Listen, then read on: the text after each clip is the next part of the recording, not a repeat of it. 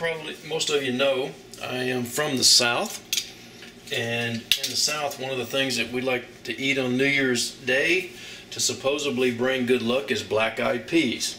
And so that's what I'm going to make today. I have 1 pound of dried black-eyed peas. It's a 1 pound bag.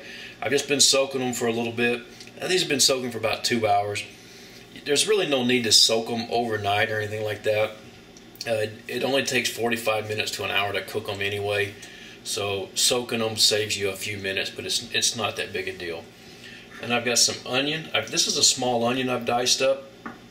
And I got a can of Rotel. Kind of got crushed in the opening, but we're not going to talk about that too much. Now here I have some Hog Jowl. This is basically the meat from around the mouth. It's called like Hog Jowl bacon. It actually tastes very similar to bacon. If you don't want to use this or don't have it, can't find it, whatever, just use some bacon. Bacon is quite often used. Now what I'm doing here is, this is a big fatty piece.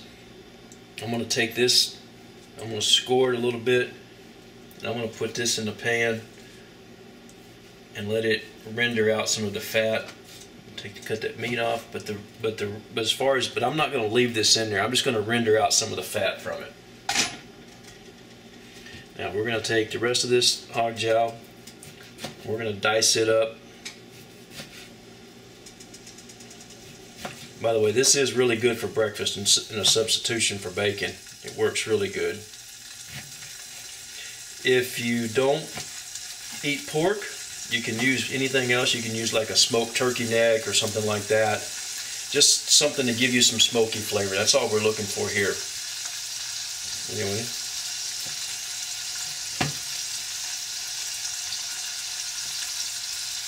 By the way, this Hog Jowl works really good in your crawfish traps. It's hard for the crawfish to pull it off. It's a lot sturdier than bacon. Anyway, I'll be back with you in a minute. Okay, most of the fat's rendered off of this. Not quite all of it, but it's enough to get us going. Pull this out. Put that aside. And we're going to take and put the rest of this meat in here. And then we're going to add about half of our onion. The other half we'll use as a garnish. Some people like to put raw onion right on top of it.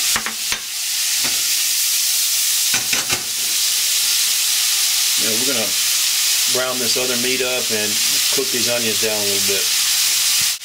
Okay, as you can see, our onions have kind of softened and our meat's browning up a little bit. So we're going to go ahead and we're going to dump in our can of Rotel.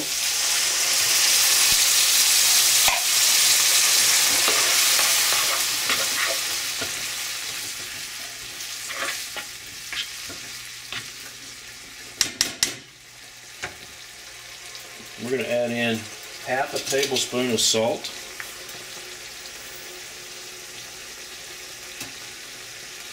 I'm using sea salt. We'll put in a little bit of black pepper, not a whole lot.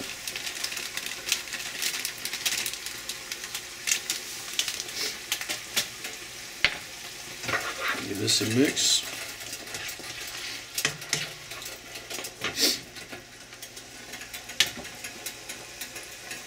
We'll put our black-eyed peas in here.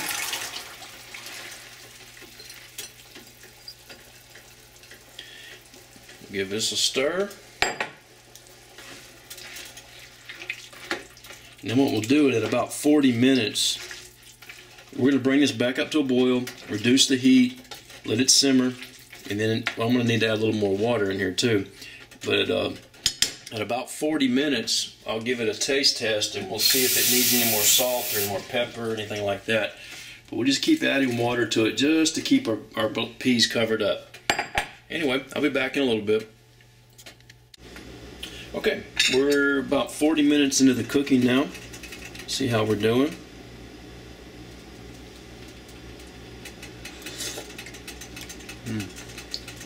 Alright, those are good. I don't need any salt or any pepper or anything like that. But they're still not quite cooked.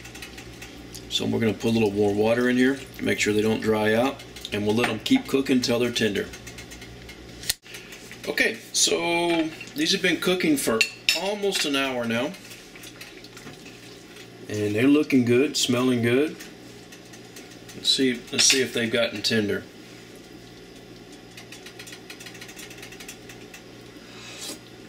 Yeah, that's good. Yes, and they are tender.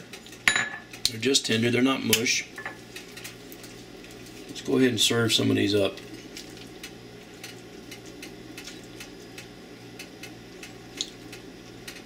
Some of that juice.